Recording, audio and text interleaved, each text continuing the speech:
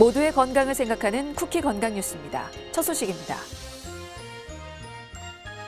오는 10월부터는 감기 등 가벼운 질환으로 대형 병원에서 진료를 받으면 건강보험 적용 없이 진료비 전액을 환자 본인이 부담해야 합니다. 보건복지부는 최근 건강보험정책심의위원회를 개최해 상급 종합병원이 중증 환자 위주의 진료에 집중하도록 의료 수가 개선안을 의결했다고 밝혔습니다. 개선안에 따르면 경증 질환으로 상급 종합병원을 이용한 환자의 진료비 본인 부담률이 100%로 올라갑니다. 또 진료를 본 상급 종합병원은 지원금 등을 적용받지 못하게 됩니다. 개선안은 오는 10월부터 시행될 예정이며 경증으로 분류된 질환에는 위장염과 결막염, 만성 비염, 변비 등 100가지가 포함됐습니다. 위암 수술 뒤 헬리코박터균 제거 치료를 받으면 환자의 생존율이 높아지는 것으로 나타났습니다. 분당 서울대병원 소화기내과 연구팀이 위 절제술을 받은 위암 환자 중 헬리코박터균에 감염된 1000여 명을 대상으로 제균 치료 여부에 따른 예후를 분석했는데요. 그 결과 제균 치료를 받은 환자의 전체 생존율이 95.6%로 제균 치료를 받지 않았거나 실패한 환자가 기록한 79.9%보다 높았습니다. 연구팀은 이번 연구에서 제균 치료가 암 재발 억제에도 도움을 준다는 사실을 확인했다며 헬리코박터 제균이 위암과 전신 건강에 긍정적 영향을 준다고 전했습니다. 떡이나 김치, 두부 등의 가공식품에도 열량과 당류, 나트륨에 대한 영양 성분 표시가 의무화됩니다. 식품의약품안전처는 최근 영양 성분 표시 가공식품 대상을 확대하는 식품 등의 표시 광고에 관한 법률 시행규칙 개정안을 입법 예고했습니다.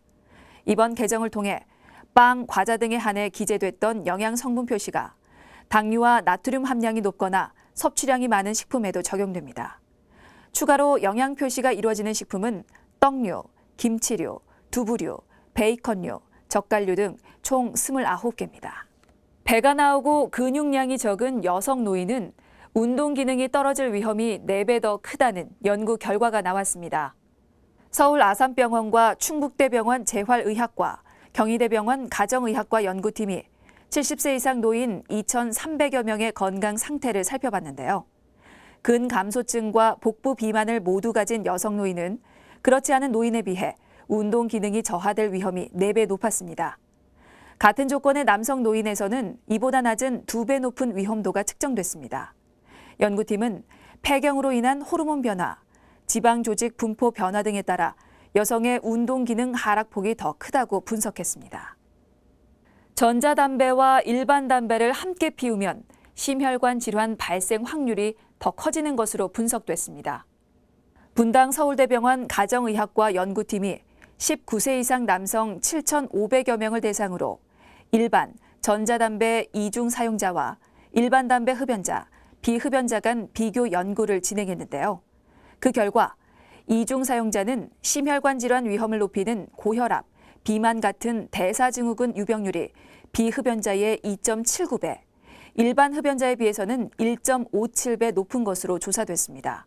연구팀은 전자담배 이용자는 금연에 더 많은 관심을 갖고 있지만 85% 이상이 일반 담배도 함께 피우고 있다며 심혈관 질환 위험 요인에 더 크게 노출되고 있다고 설명했습니다.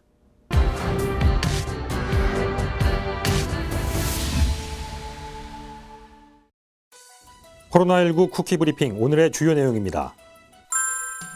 수도권을 중심으로 산발적 집단 감염이 잇따랐습니다. 정부는 이번 주가 전국 확산 여부를 가르는 중대 고비가 될 것으로 보고 있습니다.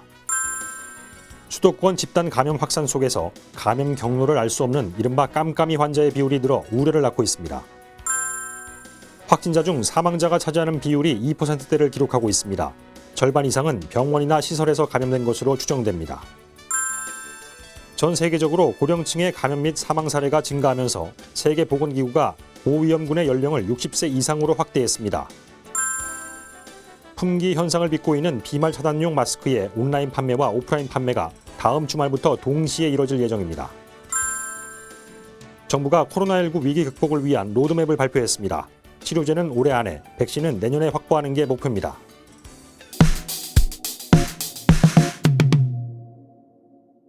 추적 속도가 확산 추이를 따라잡지 못하고 있다. 그래서 이 환자 발생이 계속 이어지고 있다.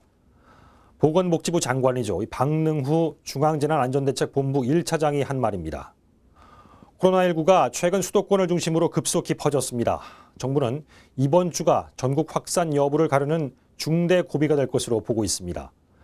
클럽과 물류센터, 그리고 교회 소모임, 방문 판매 업체, 탁구장 등에 이르기까지 수도권에서 연쇄적 집단 감염이 잇따랐는데 박 장관은 어쩌면 이번이 방역을 보완할 수 있는 마지막 기회일 수 있다고 덧붙이기도 했습니다. 만에 하나 대규모 밀폐시설 안에서 감염이 이뤄진다면 급격한 확산을 초래할 수 있다는 우려가 깔려 있습니다. 수도권의 경우 지난달 29일부터 공공시설의 운영이 전면 중단됐고 주점과 학원, PC방 등 고위험 시설에 대한 운영 자제를 권고한 상태입니다. 관련해 정세균 총리는 대책본부 회의에서 방역 수칙을 지키지 않으면 단호한 법적 조치를 취해달라고 각 지자체에 주문했습니다. 수도권 집단 감염에 대한 우려가 더 커진 이유는 바로 감염 경로를 알 수 없는 이른바 깜깜이 환자의 비율이 덩달아 증가하고 있기 때문입니다. 현재 깜깜이 환자의 수는 이미 1,000명을 넘어 그 비율이 전체의 10% 수준까지 올라섰는데요. 감염 경로가 파악되지 않는 환자가 늘어날수록 산발적 집단 감염이 이어질 가능성은 더 커질 수밖에 없습니다.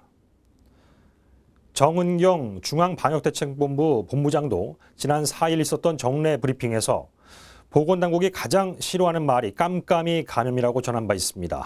이런 감염들이 취약계층인 고령자나 기저질환자, 의료기관, 그리고 요양병원, 요양원 같은 데로 전파돼 고위험 노인들의 인명피해로 이어지는 것을 가장 우려하고 있다는 겁니다. 앞서 이태원 클럽 이후 발생한 수도권 집단 감염 사례들도 첫 환자, 그러니까 초발 환자의 감염원이 밝혀지지 않아서 심각성을 더했는데요. 정부는 수도권을 중심으로 한 이 확산 양상을 예의주시하며 후속 조치 적용 여부를 검토하고 있습니다. 국내 코로나19 누적 확진자가 11,800명을 넘어섰습니다. 지난 2월 19일 코로나19로 인한 그 사망자가 처음 나온 이후 치명률, 즉 확진자 중 사망자가 차지하는 비율이 2%대를 찍었습니다. 사망자의 평균 연령은 77세가량인데 65세 이상 사망자가 전체 사망자의 85% 이상을 차지했습니다. 또 일부를 제외한 대부분의 사망자는 모두 생전에 지병을 앓은 것으로 조사됐습니다. 심근경색, 뇌졸중, 고혈압 등 순환기 계통 질환 환자가 특히 많았고 당뇨병 등 내분비계, 대사성 질환을 앓은 환자도 적지 않았습니다. 한 가지 더 주목할 점은 사망자가 어디에서 감염됐냐 하는 부분인데요. 절반 이상이 요양원 같은 시설이나 병원에서 감염된 것으로 추정되고 있습니다. 한 가지 더 주목할 점은 사망자가 어디에서 감염됐냐 하는 부분인데요. 절반 이상이 요양원 같은 시설이나 병원에서 감염된 것으로 추정되고 있습니다. 좀 전에 코로나19 국내 사망자 가운데 65세 이상이 차지하는 비율이 전체의 85%를 넘는다고 전해드렸는데요. 전 세계적으로도 고령층에서 감염되고 치명적 결과를 안게 되는 사례가 증가하면서 세계보건기구 WHO가 고위험군의 연령을 65세 이상에서 60세 이상으로 확대했습니다. WHO는 최근 발간한 코로나19 치료 지침을 통해 60세 이상 노인을 고위험군으로 꼽았습니다.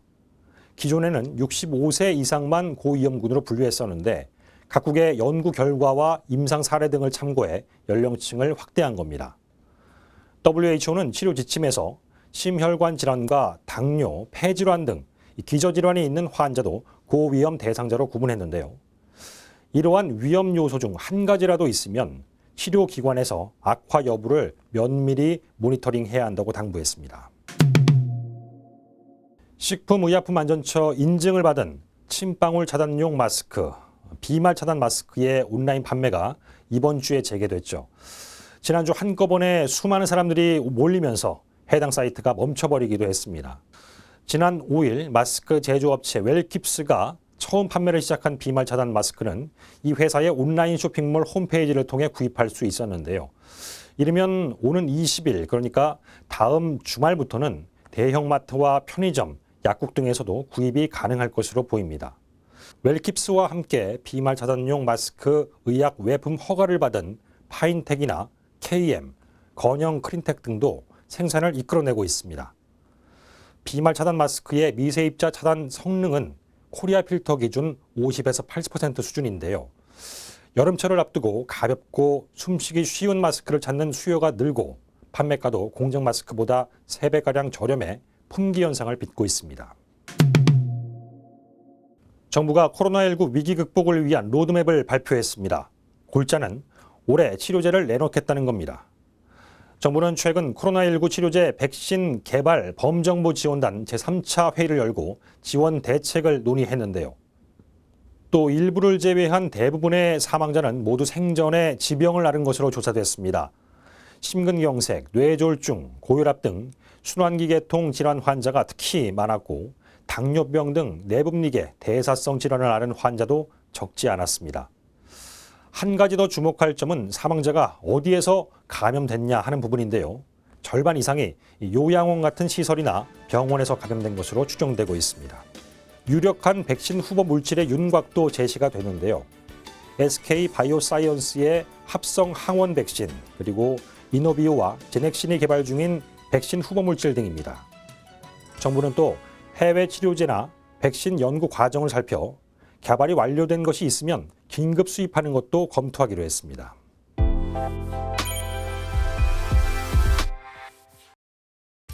시신경이 손상돼 서서히 시야가 좁아지며 실명에 이르는 질환. 무엇인지 아시겠습니까? 네, 바로 녹내장입니다.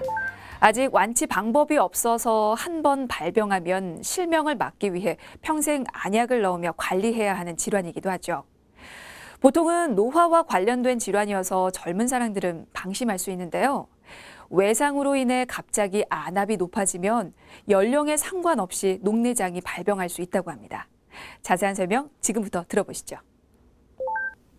눈은 예상외로 잘 다칩니다. 모서리 등에 부딪히거나 격렬한 스포츠를 즐기다가 혹은 교통사고 시 에어백이 터지면서 충격으로. 이렇게 일상생활에서 눈 외상이 발생할 가능성은 생각보다 꽤 높은데요.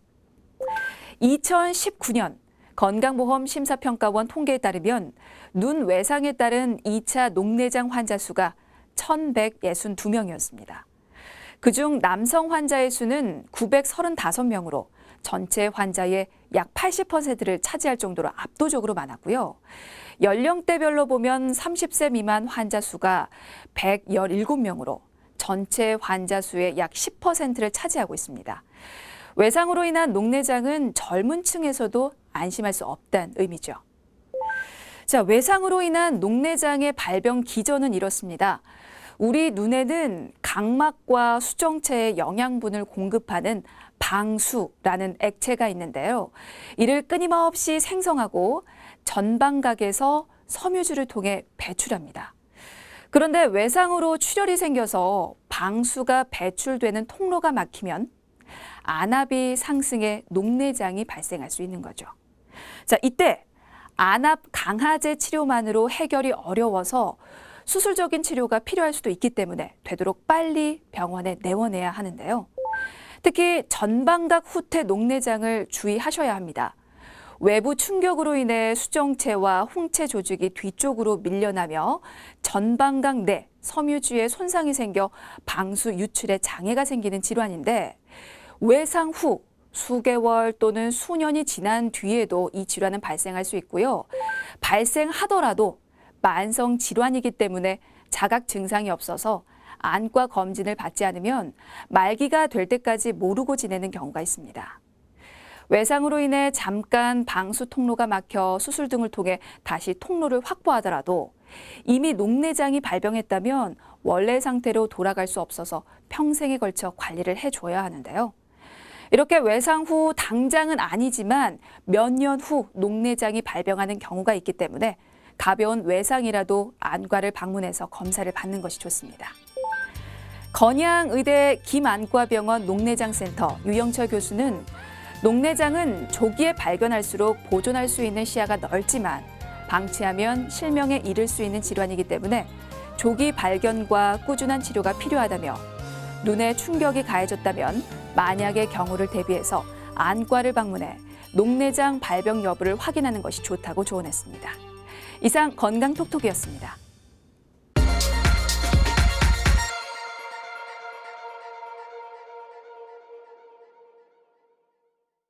이상으로 쿠키 건강 뉴스를 마칩니다. 시청해 주셔서 고맙습니다.